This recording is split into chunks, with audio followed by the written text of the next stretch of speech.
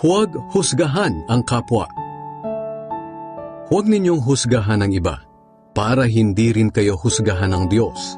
Sapagkat kung paano ninyo hinuhusgahan ang inyong kapwa, ay ganun din kayo huhusgahan ng Diyos. Bakit mo pinupuna ang munting puwing sa mata ng kapwa mo, pero hindi mo naman pinapansin ang malatrosong puwing sa mata mo? Paano mo masasabi sa kanya, "Kapatid, tutulungan kitang alisin ang puwing sa mata mo," gayong may malatrosong puwing sa iyong mata? Mapagkunwari, alisin mo muna ang malatrosong puwing sa iyong mata. Nang sa ganon ay makakita kang mabuti para maalis mo ang puwing sa mata ng iyong kapwa.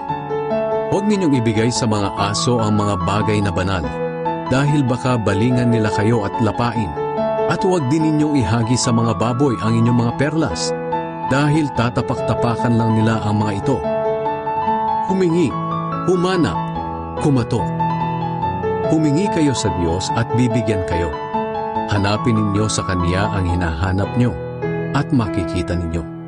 Kumatok kayo sa Kanya at pagbubuksan kayo.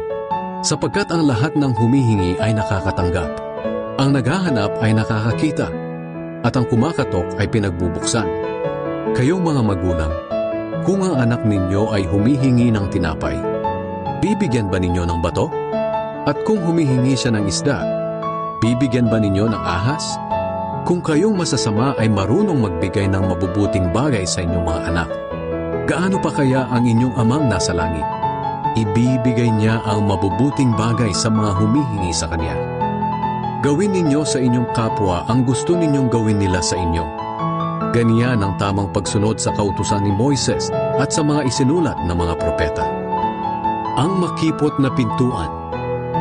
Pumasok kayo sa makipot na pintuan dahil maluwang ang pintuan at malapad ang daan patungo sa kapahamakan at marami ang pumapasok doon.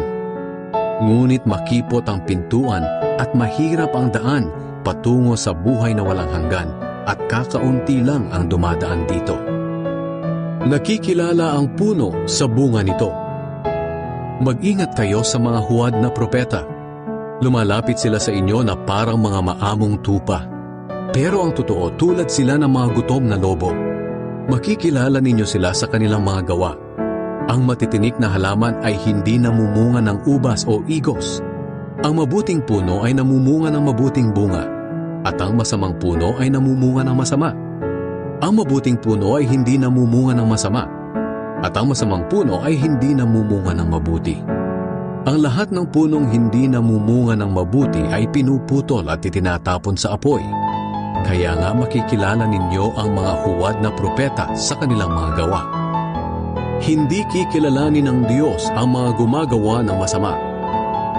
Marami ang tumatawag sa akin ng Panginoon, pero hindi ito nangangahulugan na makakapasok sila sa kaharian ng langit.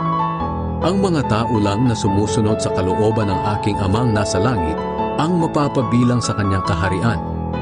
Marami ang magsasabi sa akin sa araw ng paghuhukom, Panginoon, hindi ba't sa ngalan niyo ay nagpahayag kami ng inyong salita? Nagpalayas ng masasamang espiritu at gumawa ng maraming himala? Ngunit sasabihin ko sa kanila, hindi ko kayo kilala. Lumayo kayo sa akin, kayong mga gumagawa ng masama. Ang dalawang uri ng taong nagtayo ng bahay.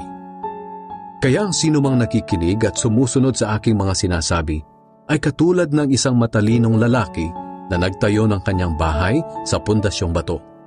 Nang umulan ng malakas at bumaha, at humampas ang malakas na hangin sa bahay, hindi ito nagiba dahil nakatayo ito sa matibay na pundasyon. Ngunit ang sinumang nakikinig sa aking mga salita, pero hindi naman ito sinusunod, ay parang taong hangal na nagtayo ng kanyang bahay sa buhangin. Nang umulan ng malakas at bumaha, at humampas ang malakas na hangin sa bahay, nagiba ito at lubusang nawasak. Ang autoridad ni Jesus. Pagkatapos ipangaral ni Jesus ang mga bagay na ito, namangha ang mga tao. Dahil nangaral siya ng may autoridad at hindi tulad ng kanilang mga tagapagturo ng kautusan.